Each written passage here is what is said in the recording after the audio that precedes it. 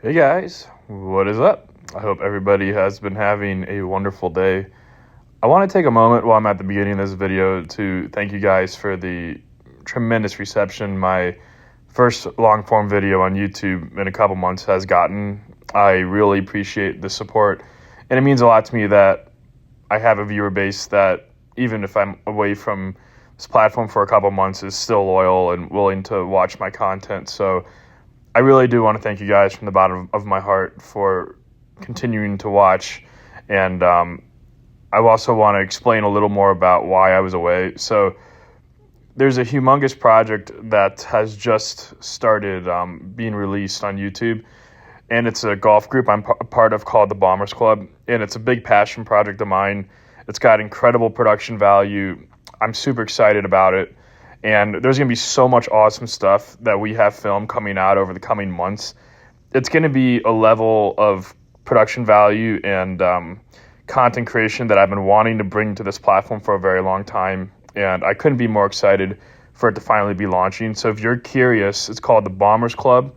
I did mention it briefly in my last video, but I just wanted to go a little more in depth about that and why, it's one of the reasons I was away for so long, because that was kind of going on in the background. And so I'll put in the description the link to check the channel out and subscribe. It would mean a lot to me if you did. And I really hope you guys are entertained by the content to come on that channel, as well as my own personal channel. I really do want to make this winter a big season for myself on YouTube, and I really hope you guys enjoy the content to come. So with that being said, let's hop into this video. So this is the back nine at NEMACOLIN Resort. Highly recommend you guys come out here if you get the chance. It is absolutely beautiful. And if you guys are looking at the screen, I thought this would be cool to touch on. You can see two different colors of grain.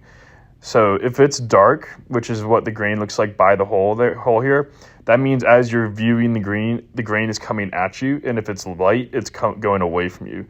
If you're putting into the grain, so putting into the dark part of the green, it's going to roll a bit slower than if you're putting to the light part of the green, which is down grain. So just something to keep in mind. It's a really easy way to pick up on cues and get information before you hit a putt, so you can give yourself the best chance of hitting a good putt. So next hole, par 3, just missed this one in a really bad spot. The camera really doesn't even do it justice, honestly. I mean, this was just an absolute zero in terms of what I had to work with. So pretty much all I could do is just try to at least get it out of the bunker. And now I have another shot here, and just probably should have switched to a 58 degree, but honestly I was just a little annoyed. So I just went with the 62. Left it a bit short. I have about a 12-footer here to save bogey. And so I put a good stroke on this. And as I said, I mentioned this earlier in my front nine video, I really was rolling the rock great, and the back nine was no exception. I know I get off to a rough start here, but stay tuned. It'll turn around. And so now we're on hole 13, 2 over, 538 yards. Sound up. And I figured that would be I know some of you guys wanted the sound of my shots to be included, so what I did was I went through and the most compressed irons and drivers I could find, I would just kind of cut the clip and increase the volume for you guys there. So if you guys like that and the volume level, the rest of the video, if you like that, you want me to change the volume a little bit around still, let me know, because I want to do everything I can to make the viewing experience as optimal as possible. So now we have about not much at all left into this hole. I really took out a lot of that dog leg. And also, just so you guys know, I missed the shot the first time around, so I had to refilm that drive. And I was pretty pumped that I put 2 right in the middle of the fairway, swinging that hard. So the consistency really was there. What wasn't there on that shot was the distance control. Hit that right over the pin. And I noticed I was struggling with that a bit during this round, because I am still in long drive season. My wedges do have a tendency to get away from me a little bit. And so that's something I have to kind of keep in mind as I continue to, play the game and stuff like that. So got about 4 feet coming back up the hill for birdie. Really good stroke, really good result. So got one shot back. Now in hole 14, 160 yards, 9-iron. And I know you guys are used to seeing me hit a 9-iron, 200-plus yards. But what you got to realize is, while it is fun to hit those kinds of shots, the amount of spin I create and the height I hit those irons at that kind of speed it's not really conducive to shooting my best scores. So I hope you guys are okay with me not always hammering a 9-iron from 200 yards and only hitting it maybe 160, because the flighted shots at that club speed are optimal for control and, predictability. So listen, if you guys really want to see me just hammer from 160, hammer a 54-degree wedge, I'll do it, whatever you guys want to watch. But I know a lot of you guys do enjoy watching me just trying to play my best golf as well. And that's kind of why I've been doing that. And it has certainly helped my game out a lot. So now in hole 15, 390 yards, just hitting a 3-iron to get into position. A little bit up the right side, but it will get a nice kick and kick back into the fairway. And but yeah, this was just a beautiful place to play. I really enjoyed every hole out here, and really, really above my stance lie here. So I'm kind of playing it out to the right and just letting it hook back.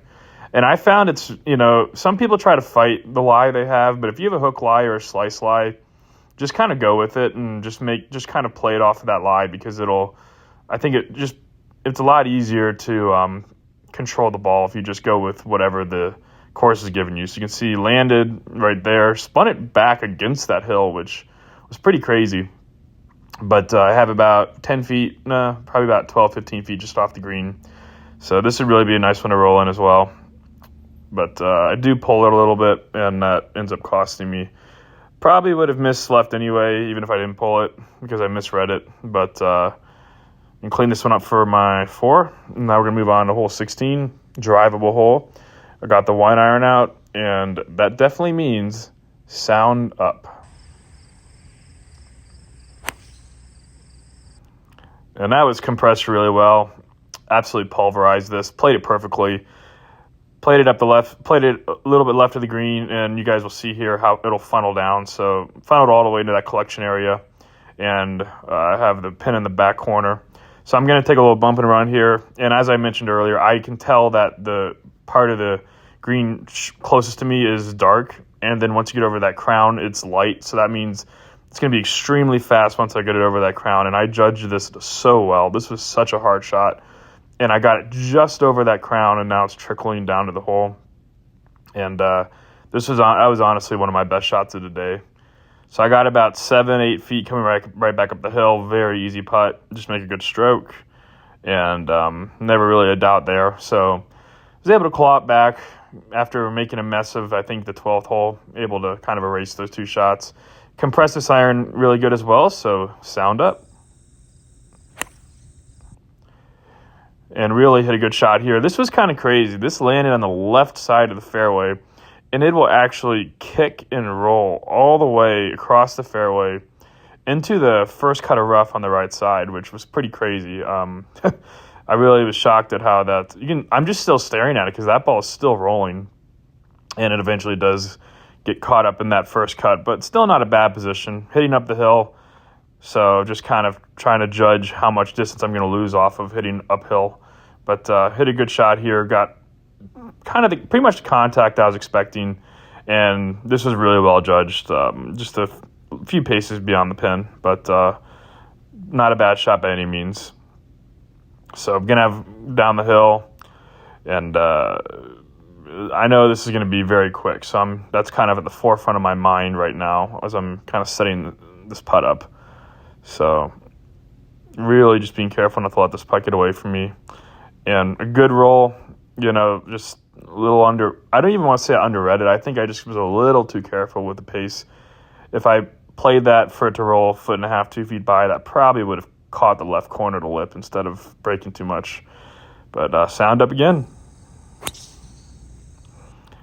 And this was absolutely destroyed as well. Took an extremely aggressive line here. I think on that line it was about 370, 380 to carry the water.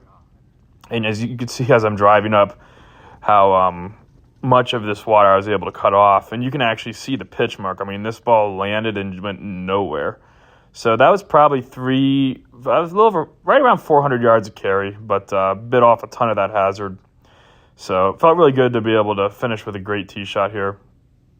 And so pins in the back right corner here, have just a 60-yard flip wedge. And I think sometimes when I have shots this short, my sequencing is just a little off, and it was a little late here, but was able to kind of rescue it at the last second. And perfect distance here, and was able to hold the shot pin high. So not my best shot, but still only have about 10 feet left here for birdie. And again, just a little bit of a breaker here, but nothing crazy. Just put a nice roll on it, and I was able to clean it up. So I'll knock that in to finish at 35. So again, I hope you guys enjoyed this video. Please be sure to like, comment, subscribe, and I will see you guys next